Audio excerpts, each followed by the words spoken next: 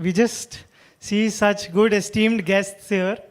Let's just welcome them once again with huge round of applause.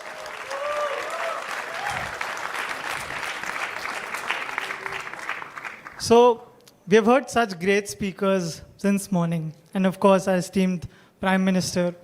But now it's a time where we explore the more human side, the more chatty side of these two esteemed guests that we have. So before we begin, I would just like to ask both of you a very simple question on the theme of soul. What is leadership to the two of you?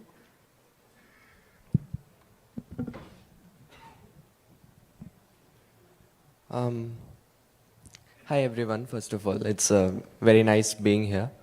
And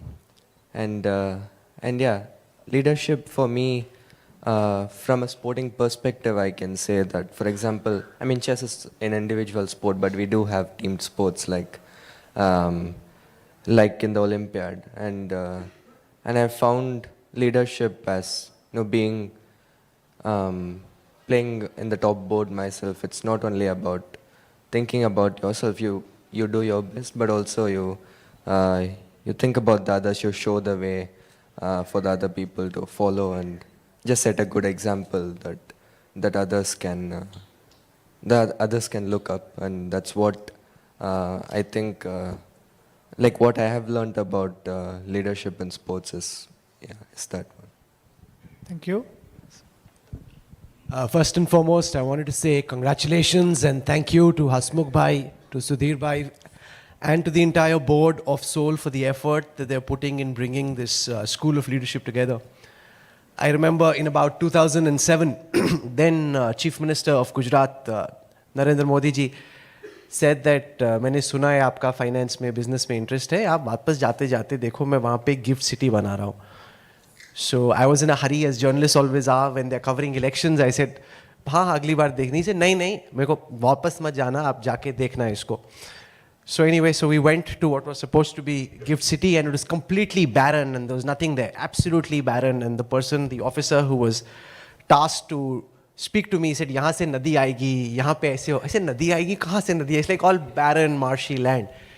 And over the years, he persevered, right? And now, as you go to Ahmedabad, I'm sure many of you have, you would see the magic that Hasmukh Bhai and the Prime Minister and everybody working on that project have created.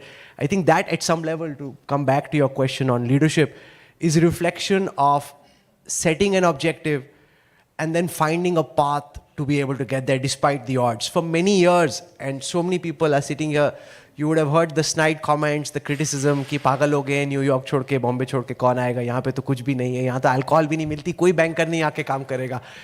But he just persevered. Now if you go there, you've got so many different real estate companies and banks from across the country. It's the one place where you've got an incredible amount of diversity of opinion altogether.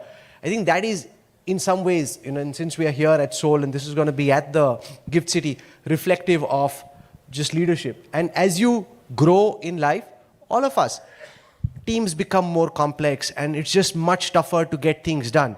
So to me, a leader is really like a tree of life where people come to you with their questions and their concerns and you're able to show them the path and help them. You will never be so smart with all the innovations that are happening in artificial intelligence and everything else that's going on to be able to answer every question yourself. How is it that you can just charge the people who come to you, direct them? And that's what Mr. Piramal and so many other people are so renowned for being able to do. Just show them the path, show them the objective and help them get there. That too, it's much more than doing things yourself.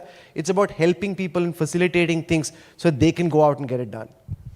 Lovely. So it's more about showing the people, the team, the way, and so that they get it done entirely.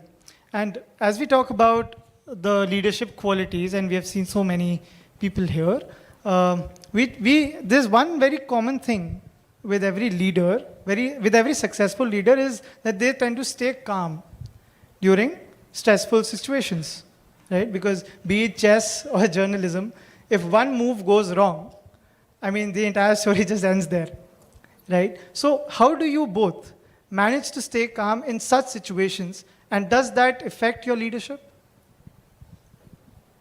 Um, yeah, for sure. In chess, you need to be patient and calm. In any sport at a very high level, the margin of error is very small, and the same in chess. And I think like there have been many examples of great players who couldn't make it make it to the very top because they were not able to manage their emotions at the critical moments.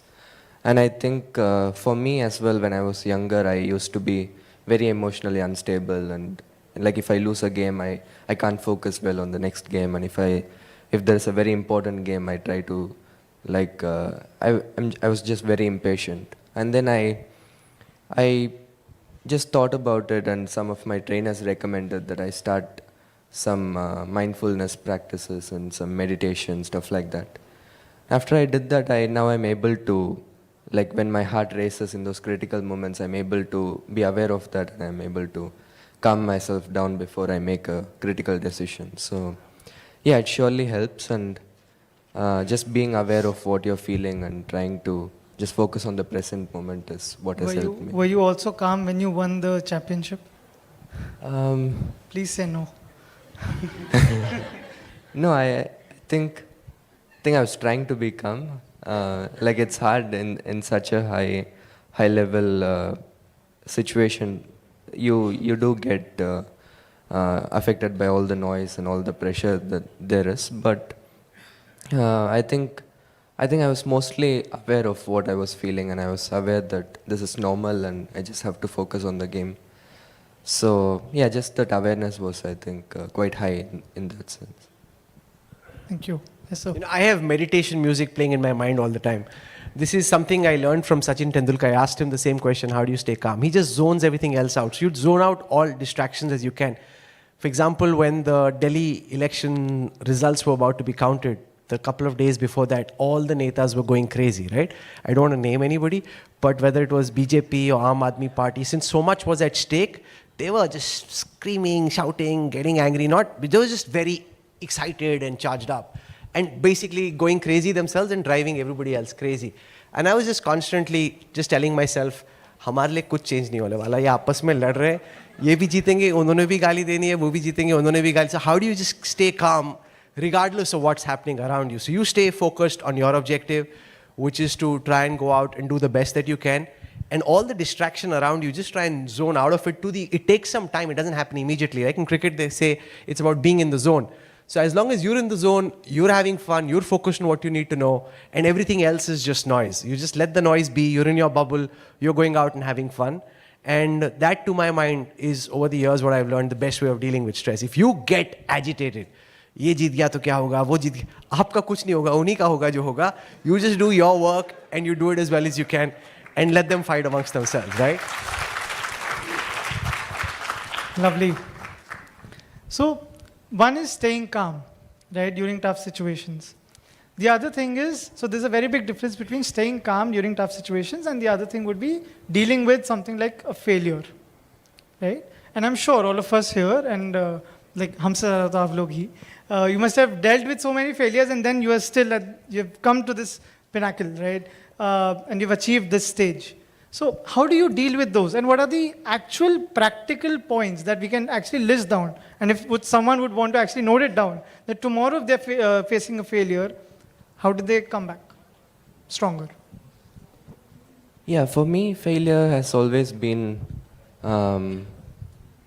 like a place where I can improve myself.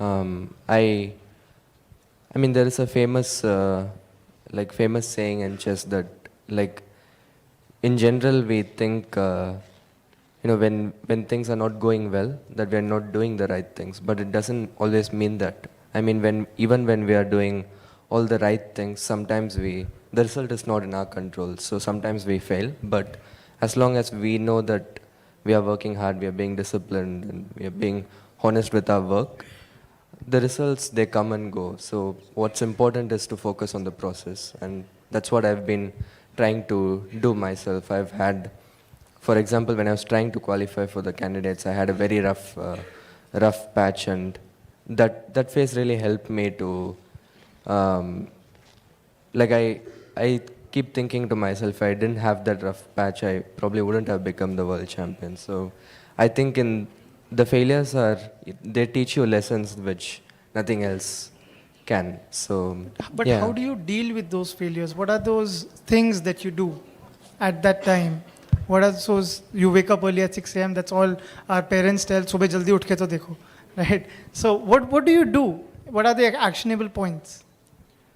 Like for example, I mean, when you fail, you look back on that without any guilt or regret. You just look back at it from an objective point of view, and then you try to draw the lessons. Because if you lose a game, it's not because it just happened. You made some mistakes, and mistakes are not avoidable, but you can try to make them less. So, for example, when I was doing all this mistakes, I mean, in this rough patch, I realized I was not being objective. I was being overconfident because, I mean, I had a very good run before the final moments where I was about to qualify, and then I got overconfident. I was being careless. I was not taking objective decisions, and then it was a huge lesson which still stays with me. That, like, no matter what happened in the previous game, no matter how well you played in the previous game or how badly you played, what matters is that you go to the board and you make the best move from an objective point of view. So no matter who you are, only if you make good moves you can win. So that was something which, like, I tell myself to keep myself like grounded and not get ahead of myself. That is one lesson that I have drawn from failures. But obviously for each person the lesson will be different. And just to look at it from an objective point of view and try to draw from it is I think the best way to go about it. Okay. You know, learning how to deal with failure, to my mind, is as important as dealing with success. All of you are here have obviously done something right, which is why you've been chosen to be here. So this can count as a successful milestone in your lives, right? But as you build businesses, as you create new projects, as you work on different things, there will inevitably be things that go wrong. And a lot of people like yourselves who are sitting here who are successful don't know how to deal with failure. So the first thing I say is just acknowledge the reality that as you grow in life and do different things, there will be things which don't go right, which don't happen the way that you want, and you will have failure. It could be a big failure, it could be a small failure, but you will have setbacks. Learning how to deal with those is very crucial. I think we should celebrate and acknowledge failure. The problem is, in India, typically, society is engineered and DNA'd in a way that somebody who fails, if a startup goes bust or you try something, it doesn't happen, people mock or laugh at, what went wrong.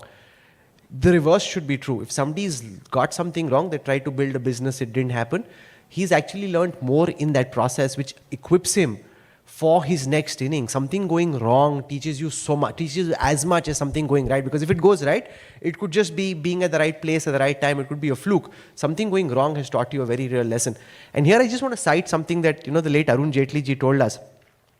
When things go wrong, or, you're not having good patch in your career, in your business, people start speaking against the system, right? They get very bitter. If in a political context, if things are not going well, you start publicly speaking against the party or the system that you're a part of. And Jaitley ji said, and it stayed with me for a long time, that that's amongst the worst things you can do. Because the fact that something has gone wrong for you at this moment, something you want is not happening, is only known to you and to the few people who could give it to you, right? Nobody else knows about it. The more bitter you get, the more you start talking, the more you communicate to everybody else that something is wrong, ki iski wicket abhi kharab hai, iska nahi time acha chal raha, whatever. The more it comes into limelight, the more you just keep your head down and let the storm pass. The storm will pass and you can recover. I mean, take someone like a Parvesh Verma from the last couple of months. His Lok Sabha ticket got cancelled, right? That's at some level failure because he wasn't deemed good enough to get the ticket again. A few months later, he was told that he has to fight against Arvind Kejriwal. Now, if he at that time got bitter and started speaking against the system, he would not have had the opportunity. So like there is failure, if you just put your head down, start trying to improve yourself, success will come. You don't know why that ticket was taken away. You don't know why you were chosen to fight against Kejriwal. but it is part of the cycle of life. So don't get bitter, don't start speaking against the people you work with, because then failure can be a self-fulfilling prophecy. You do something goes wrong, you make the wrong moves, you get bitter, and it kind of takes you down. If something goes wrong and you keep your head, from there you can recover and bounce back very quickly. So I think learning how to deal with failure is almost as important as not getting carried away when you succeed. So learning and just, I think observing yourself during the time of failure also helps a lot. That's what tells you what not to do in the future, right? Coming to the aspect of leadership again, right? And especially when you're dealing with a team, right? And you're not alone. So in a team, and I think this question is pointed more to you, Rahulji. In a team, you have people with very different mindsets and very different belief systems. How do you make sure as the leader that all of you work as a unit, that is one, and all of you work towards the same goal and achievement of that particular goal?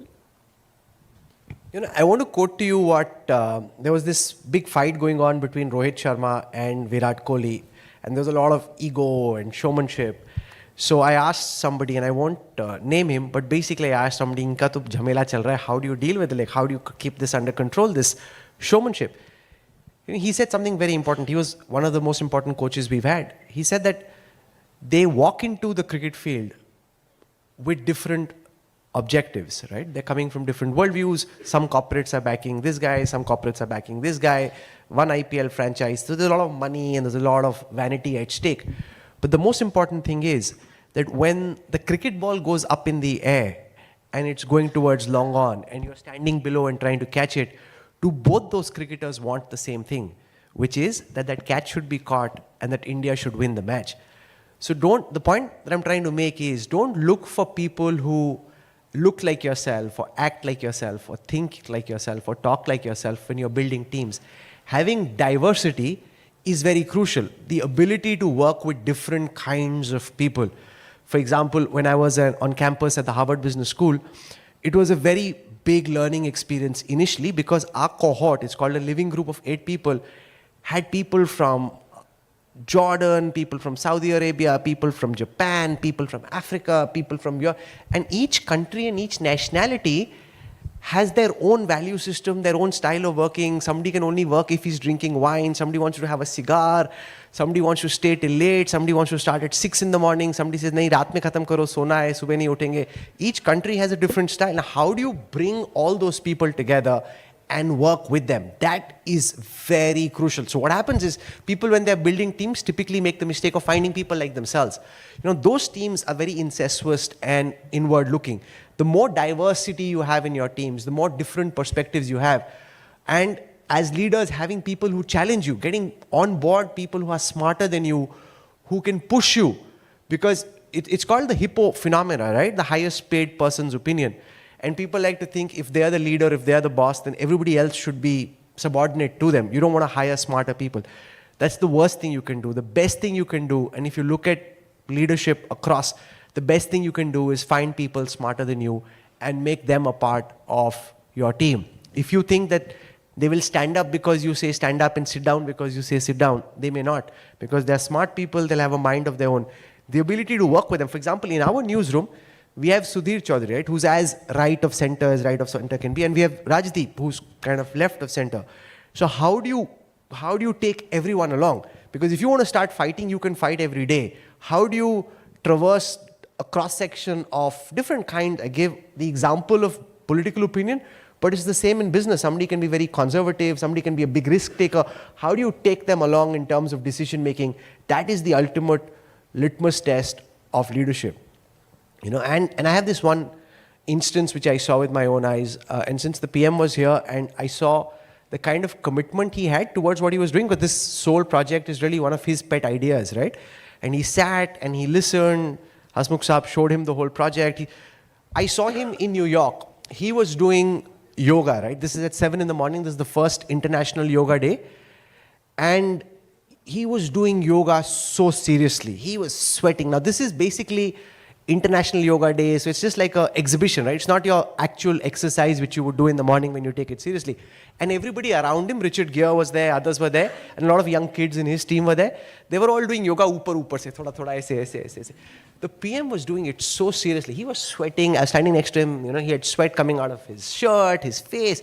He was doing it very seriously. There is a lesson there. Take everything that you do seriously and do the best that you can. A lot of people just kind of want to tick a box and get away, right? I came here, I did some session, I went away. That I think is the wrong approach. If you came here, I hope that of all the people that you hear, and if I say 10 things, there's something that stays with you, which you take back with you, right?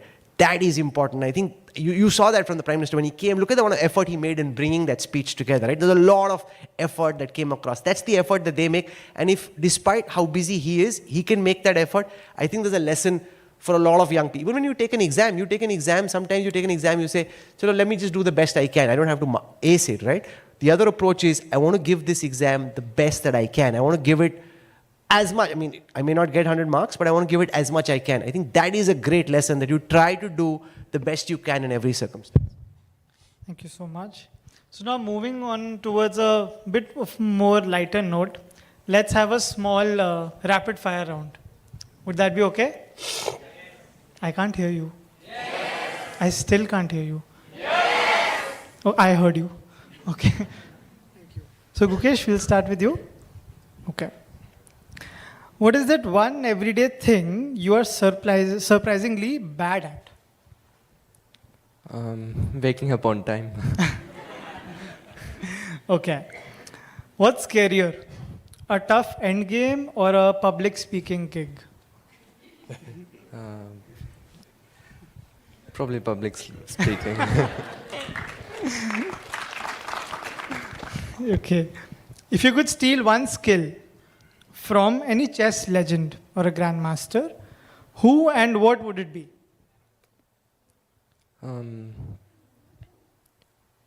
Magnus's endgame skills. Okay.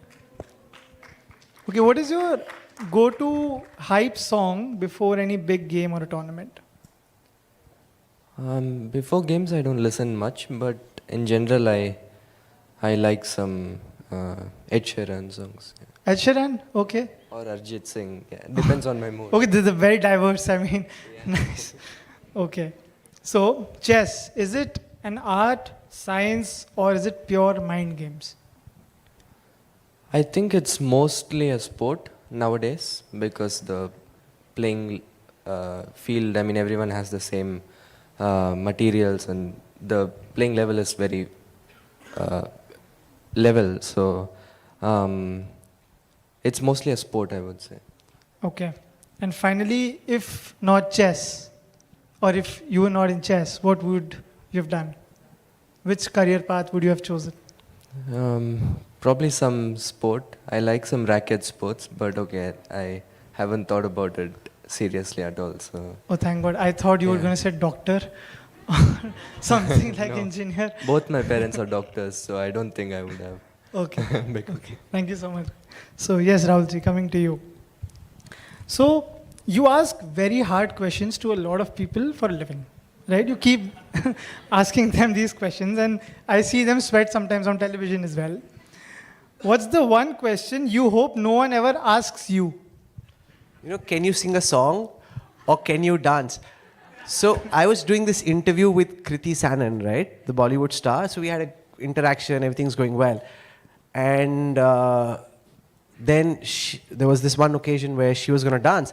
So she, said, you dance with me. I said, nahi, main nahi kar sakta. It is impossible. So it freaks me out. I mean, in any case, if the lights are dim and it's in the evening, I still have difficulty dancing. I have 3 left feet. 2 you can see and 1 you can't, right? But it trips me over all the time. But that freaks me out. Koi bol de ki gana ga do, ya koi bol de ki dance kar lo, it spooks me like terribly, unfortunately. Okay. If you could swap lives with one of your interviewee for a day, who would that be and why? I think Amit Shah, and I'll tell you why. Because his mind works so fast and in so many different ways.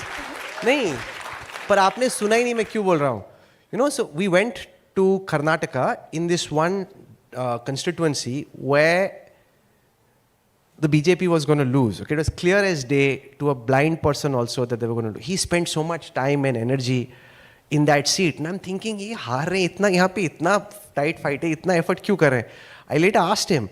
He says, no, 3 elections later, अगले election में ऐसे होगा, उसके बाद JDS यहाँ पे crumble कर जाएगी, उसके बाद ये आदमी जो तुमने देखा ना, जो तीसरी रो में खड़ा था, उस आदमी को मैं टिकट दूंगा, वो लड़ेगा, और फिर हम यहाँ पे तीसरे इलेक्शन में जीतेंगे. I think the only other people who think like that are the Chinese. If you read Chinese thought, they're thinking 15, 20, 25, 30 years ahead, right? In India, strategic thought is usually just from one quarter to quarter in business and one election to the next in politics. The fact that he's thinking 3 elections ahead when I don't even know what the hell I will be doing is just something I find remarkable. So I want to see what's actually going on inside that brain, yeah. Well, speaking about Chinese, our own Gukesh just beat one of them at the at the strategic game with being moves ahead. So thank you so much. And yes, the next question to you would be, if you could cover any historical event, live, historical, which one would it be? I don't know how anybody would feel about it. It's a very, it's a very evocative thing and provocative from different perspectives. But the demolition of the Babri Masjid. Now, the reason I say that is because so much changed on that day, and in good ways, in bad ways, in terrible ways. Just, I think, having a ringside account to those developments would have been quite remarkable. I'm not in any way justifying what happened. That's not the idea. I'm just saying, you said what would be just incredible to see happen in front of you as a reporter, as a storyteller, and since it shaped Indian politics and society for decades after that, that would have been quite the moment to just see unfold in terms of what actually happened at that time. And finally, the last question, what is your favorite song, and please sing it for us. ये moderator अच्छा है, हाँ? लगता थोड़ा सा मासूम type का. There's no way I can sing. When I was in class 5, Sir, public's demand, sir. It's impossible. I can leave, I can apologize, I can say, Hasmukhji, I'm really sorry, I need to run. I was in a choir, and I was such a bad singer that they asked me, "Ab aise aise muh hilao, gana nahi." So they basically told me, don't sing. So since then I've been scarred. I would never do this. But I have something which I hope to leave you with before we end, right? And this is based on years of going to places like the Davos World Economic Forum, or going to the India Today Conclave, and all of you being here at this SOUL Leadership event, which is, how do you maximize your presence here, right? Now, there's so many people who've come here. What is the one lesson or tip that you can keep about ensuring that you've used your time here best, right? And I think that is to do with cultivating a good network. And a lot of people learn finance, they learn leadership, they learn accounting in college. They don't learn about how to build networks and connections. And that, I think, is the most important thing which really should be taught in business school. And I hope that at some point in time at an institute like SOUL, because see, a lot of people are taking selfies, coming in. Those are very superficial and inconsequential.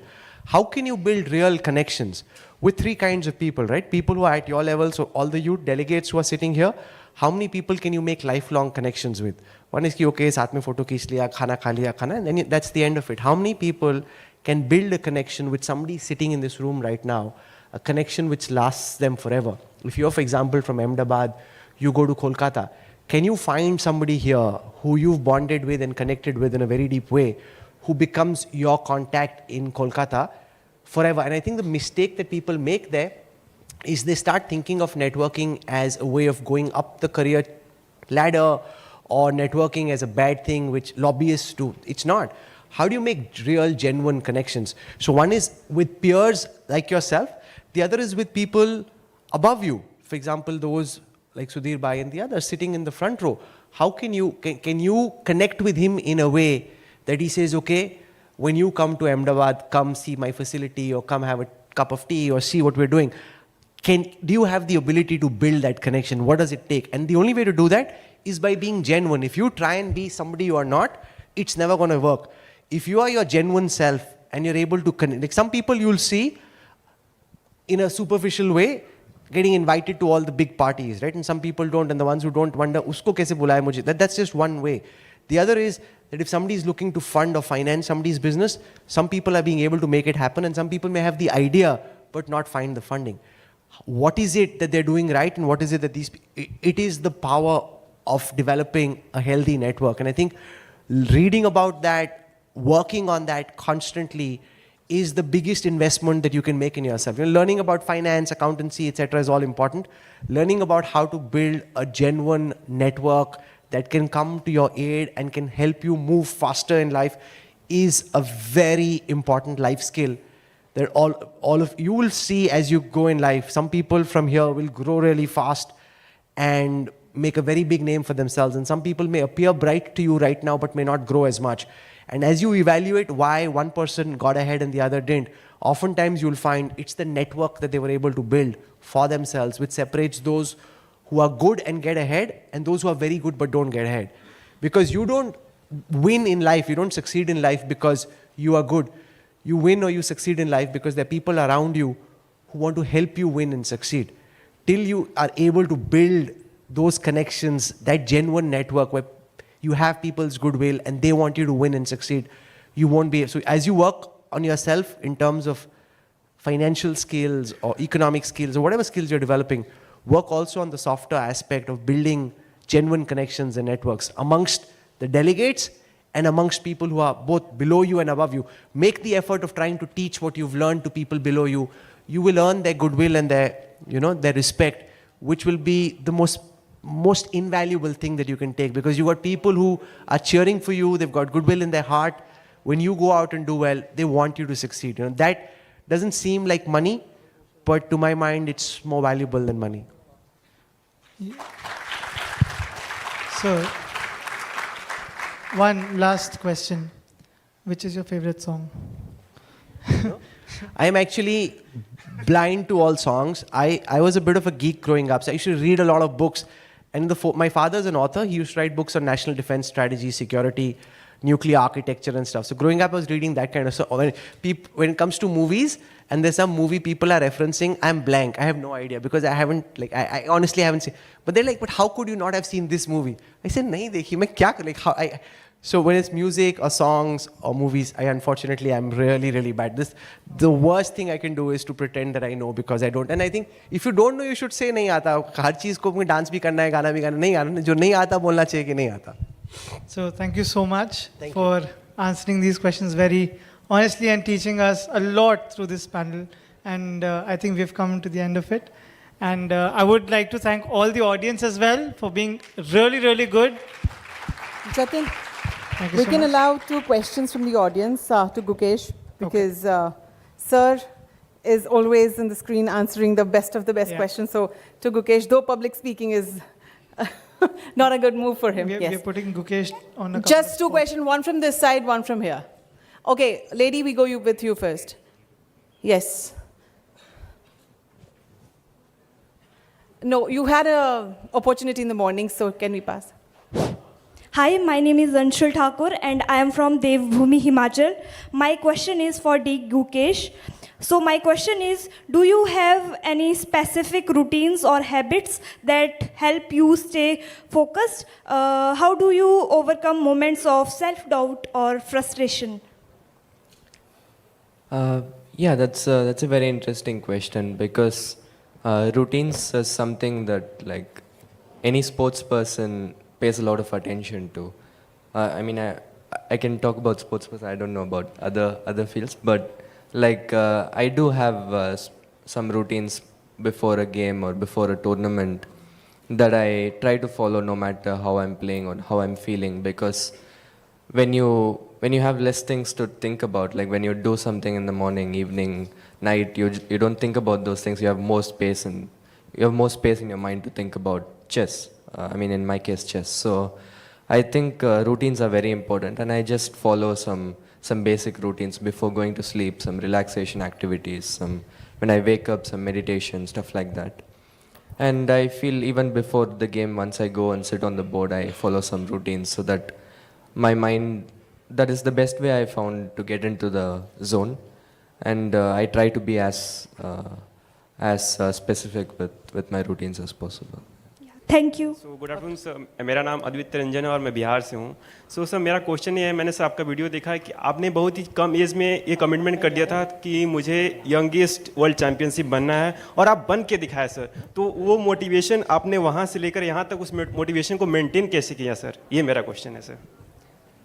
Yeah, yeah, that has become a very famous video. I mean, I just said it as a innocent kid, but yeah, like from the time I started playing chess, like I watched Vishy sir versus Magnus match in Chennai in 2013, and I saw Vishy sir losing the title, and I just thought to myself like I want to bring the trophy home, and the youngest world champion, I don't know how the idea came or where it came from, but yeah, since I started playing, it was just something very special to my heart, and I was putting a lot of effort into it, and I think that was the objective from my childhood, and that was what I was working for. That was what I thought about before going to sleep when I woke up. So yeah, I could say my whole life was filled, I mean, to become the youngest world champion. And now, like in the last couple of years, becoming the world champion doesn't really mean that I'm the best player in the world, because Magnus decided to quit the cycle and stuff like that. So it's also positive in a way that I have kind of achieved my childhood dream, but also there's a lot more to look forward to, a lot more to wake up to. So, yeah. This is exactly what our Honorable Union Minister Sir said, that focus on one thing, and that what he had done in the young age. Hope you got the answer. Okay? Can we have a huge round of applause for all the chat that happened over here and the knowledge they shared with you all. Thank you. And I now request Mr. Jatin to hand over the token of gesture, the mementos to both the gentlemen here.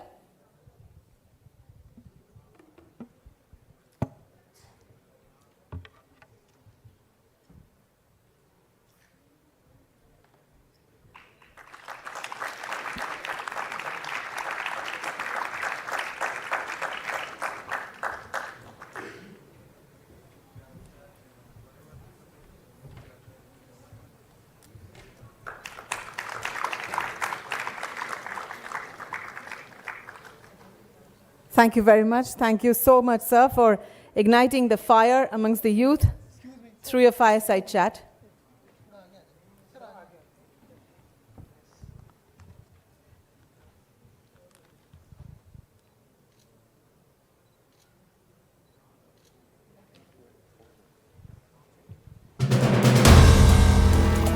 If you like the video, do like, comment, share and subscribe.